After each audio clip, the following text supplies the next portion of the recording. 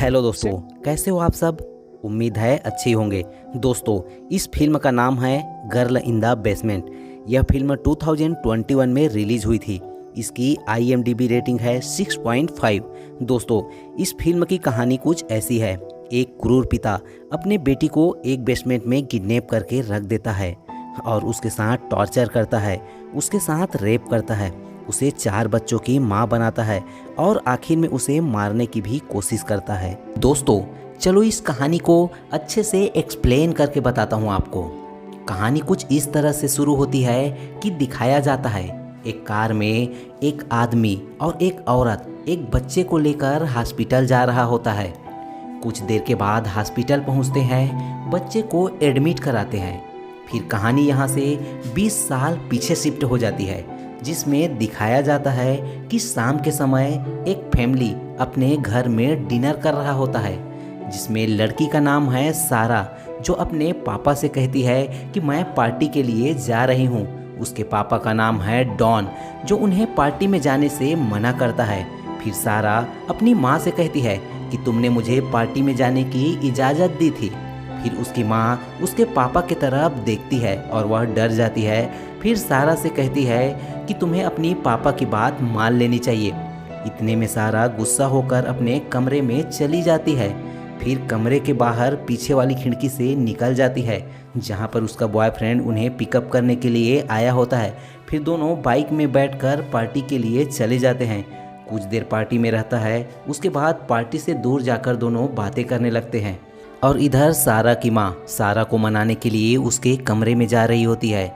तभी दरवाज़ा खटखटाती है, लेकिन अंदर से सारा दरवाज़ा नहीं खोलती। फिर उनके पिता भी वहाँ पर आ जाता है। फिर एक डुप्लीकेट चाबी से कमरे का दरवाज़ा खोलते हैं। फिर दोनों कमरे में देखते हैं कि सारा वहाँ पे नहीं होती।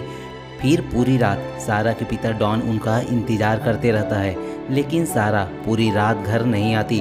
अगली सुबह जब सारा अपने घर आती है तो खिड़की से अंदर जाने की कोशिश कर रही होती है, लेकिन उनके पिता देख लेता है और वह कहता है कि चुपके से जाना अच्छी बात नहीं है, दरवाजे से आ जाओ।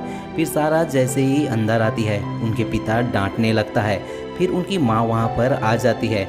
फिर सारा वहाँ से चली जाती है। जैसे ही सारा अपने कमरे में जाती है, उनकी बहन कमरे में आ जाती है। फिर सारा से पूछती है, पार्टी कैसी रही, तुमने एंजॉय किया क्या। फिर सारा सारी बातों को बताती है। तभी उनकी माँ भी वहाँ आ जाती है। फिर सारा कहती है कि जैसे ही मैं 18 की हो जाऊँगी, इस घर को छोड़कर चली जाऊँगी। यह बात डॉन कमरे के बाहर से सुन रहा होता है। फिर डॉन को गुस्सा आता है और वह बेसमेंट में चला जाता है। फिर वह सोचता है कि क्या किया जाए। तभी उसे समझ में आता है। कुछ दिनों बाद सारा की माँ और उसकी बहन शॉपिंग के लिए जा रही होती है। सारा को भी शॉपिंग में चलने के लिए कहती है, लेकिन सारा शॉपिंग में जाने से मना कर देती है और वो दोनों चली जाती है। कुछ टाइम बाद सारा के पिता डॉन सारा के पास आता है और कहता है कि मुझे तुम्हारी हेल्प चाहिए, जल्दी आओ। फिर एक बक्से को लेकर दोनों बेसमेंट में चले जाते हैं। बेसमेंट में जाने के बाद दरवाज़ा खोलकर अंदर जाते हैं, जहाँ पर एक खुफिया कमरा होता है। फिर जैसे ही सारा कमरे में पहुंचती है, डॉन कमरे से बाहर निकलकर कमरे का दरवाज़ा बंद कर देता है और सारा अंदर से चिल्लाती रहती है, लेकिन उनकी आवाज़ कमरे से बाहर नहीं आ पाती, क्योंकि वह कमरा पूरी तरह से साउंड प्रूफ है। उसके बाद सारा उस बक्से में आकर देखती है, जिसे ले जाने में वह अपनी पिता की मदद करी थी। उस बक्से में सारा की ही बेसिक सामान है, जिसमें कपड़ा वगैरह रखी हुई है। फिर सारा को समझ में आ जाता है कि उनके पिता ने उन्हें किडनैप किया है। सारा कमरे में लगे हुए कीपैड को जल्दी जल्दी खोलने की कोशिश करता है, लेकिन जैसे ही 3 बार सारा गलत पासवर्ड एंटर करती है, वहाँ की लाइट और फैन पूरी तरह से बंद हो जाता है, जिसके बाद कमरा पूरी तरह से अंधेरा होता है। वहाँ पर ऑक्सीजन आने के लिए भी कोई सुविधा नहीं है। एक छोटी सी विंडो है, जहाँ पर सारा जाकर बैठ जाती है। और इधर सारा की माँ और उसकी बहन शॉपिंग से घर आ चुकी है। शाम हो जाती है, लेकिन सारा अभी तक घर नहीं आई होती है, जिस बात को लेकर सारा की माँ और उसकी बहन घबराई होती है। सारा की माँ जैसे ही पुलिस को कॉल करने वाले थे, तभी डॉन कहता है, तुमने ही सारा को बिगाड़ा है, तेरे वजह से वह पार्टी वार्टी में जाती है। हो सकता है वह किसी पार्टी में गई हो, पुलिस को कॉल करने की ज़रूरत नहीं है, वो देर रात तक घर आ जाएगी। और हो सकता है आज रात को नहीं आई तो वह सुबह तक आ ही जाएगी। इतना कहने के बाद सभी सो जाते हैं। अगले दिन सारा का पिता जैसे ही कमरे में आता है, सारा उन्हें धक्का देकर बाहर निकलती है तो देखती है कि दूसरा दरवाज़ा भी बंद है। दूसरा दरवाज़ा जैसे ही खोलने की कोशिश करता है वह भी पासवर्ड से लॉक होता है। तब उसके पिता उन्हें कहता है कि यहाँ से भागना मुमकिन नहीं है, तुम इस कमरे में ही रहो, यहाँ से बाहर निकलने की कोशिश मत करना, नहीं तो तुम्हें और भी ज़्यादा तकलीफ होगी।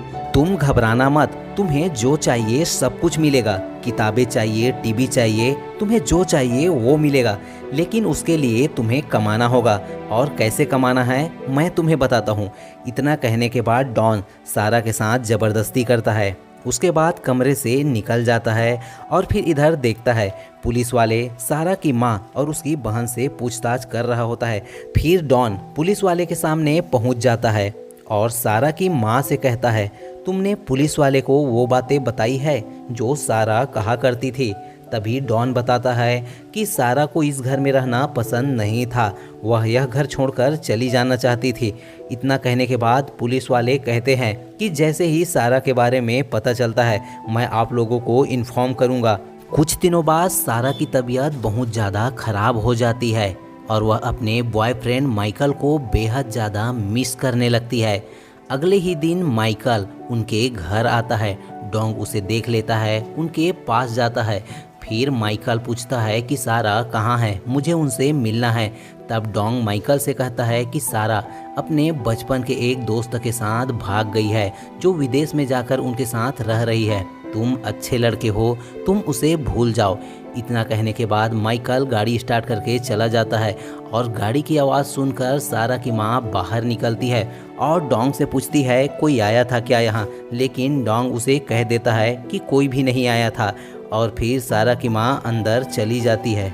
कुछ दिनों के बाद सारा की 18 ईयर की बर्थडे रहता है। तब डॉन उसके लिए केक और एक गिफ्ट लेकर अंदर चला जाता है। केक काटने के बाद सारा को वह गिफ्ट देखने के लिए बोलता है जिसमें रेड कलर का स्कर्ट होता है। फिर डॉन कहता है कि यह तुम पर बेहद ज़्यादा जचेगी, तुम इसे पहन कर आओ। जैसे ही सारा उस रेड कलर की स्कर्ट को पहन कर आता है डॉन लार टपकाने लगता है और फिर सारा से कहता है तुम्हें सब कुछ मिलेगा, तुम्हें क्या चाहिए बताओ। तभी सारा कहती है कि मुझे टीवी चाहिए और घड़ी चाहिए जो यहाँ टाइम का बिल्कुल भी पता नहीं चलता। तभी डॉन कहता है कि उसके लिए तुम्हें कमाना होगा और कैसे कमाना है तुम अच्छे से जानती हो। इतना कहने के बाद सारा पर फिर से ज़बरदस्ती करने लगता है, उनका रेप करता है। अब धीरे धीरे सारा को वहाँ काफ़ी वक्त हो चला था। सारा प्रेग्नेंट हो गई थी। महीने, 2 महीने, 4 महीने, धीरे धीरे 9 महीने भी हो गए। अब जब बच्चा पैदा करने का समय आया सारा एक कोने में जाकर बैठ गई और जैसे तैसे उन्होंने उस बच्चे को जन्म दे दिया। उसके बाद डोंग जैसे ही वहाँ पहुँचा डोंग ने उस बच्चे को देखकर कहा कि बच्चा पैदा करना अच्छी बात है, अभी तुम्हें जीना होगा इस बच्चे के लिए। तब सारा कहती है कि इसके बारे में तुम्हें सोचने की ज़रूरत नहीं है, कैसे रखना है ये सब मैं अच्छे से जानती हूँ। उसके बाद फिर डोंग वहाँ से चला जाता है। बच्चा धीरे धीरे बड़ा हो जाता है। अब एक दिन डोंग खाने पीने के सामान के साथ एक छुरी लाता है जिसे सारा अपने हाथ में रखकर कुछ सोच रही होती है। तभी डोंग को समझ में आ जाता है। फिर डोंग सारा से कहता है कि तुम ऐसा सोचना भी मत, नहीं तो तुम्हें और भी ज़्यादा तकलीफ होगी, तुम यहाँ से बिल्कुल भी निकल नहीं सकते। इतना कहने के बाद डोंग वहाँ से चला जाता है। अब धीरे धीरे वक्त गुजरता गया। सारा को अब 2 बच्चे हो चुके थे। धीरे धीरे समय गुजरता गया, बच्चे बढ़ते गए। अब सारा की बच्चे काफ़ी बड़े हो चुके थे, लेकिन सारा की बेटी अब बीमार रहने लगे थे। उन्हें दमा की प्रॉब्लम थी, उन्हें सांस लेने में काफ़ी ज़्यादा दिक्कत हो रहे थे। तभी एक दिन डोंग ने उनके लिए दवाइयाँ लाई।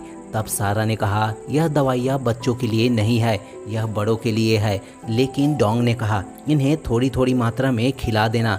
लेकिन सारा ने कहा कि इन्हें हॉस्पिटल लेकर जाना होगा। लेकिन डोंग गुस्सा करते हुए चिल्लाते हुए वहाँ से बाहर निकल गया।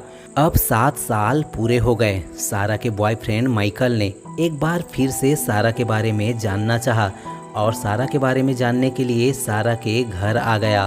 तभी उनका मुलाकात सारा की बहन से हुई और माइकल ने कहा कि कि सारा अपने बचपन के फ्रेंड के साथ विदेश भाग गई थी, जो कब आने वाली है उसकी कुछ खबर है क्या। तभी सारा की बहन ने कहा, ये बात तुम्हें किसने बताई है। तब माइकल ने कहा, ये सारी बातें तुम्हारी डैड ने बताई है। तब सारा की बहन को डोंग पर शक हुआ। फिर सारा की बहन और उसकी माँ एक दिन डोंग के साथ बहस करने लगा, तुमने माइकल के साथ झूठ क्यों बोला, तुमने सारा के साथ कुछ गलत तो नहीं किया।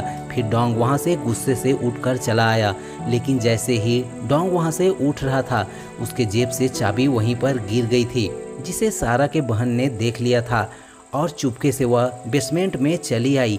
लेकिन जैसे ही वह बेसमेंट में पहुंची, वहां पर डोंग भी पहुंच गया। फिर वह अपने दूसरी बेटी मतलब सारा की बहन को चिल्लाने लगी, धमकाने लगी और कहने लगा कि यहाँ दोबारा कभी आने की हिम्मत भी मत करना, नहीं तो तुम्हें ज़ोरदार सज़ा मिलेगी। इतना कहने के बाद उसे वहाँ से भगा दिया।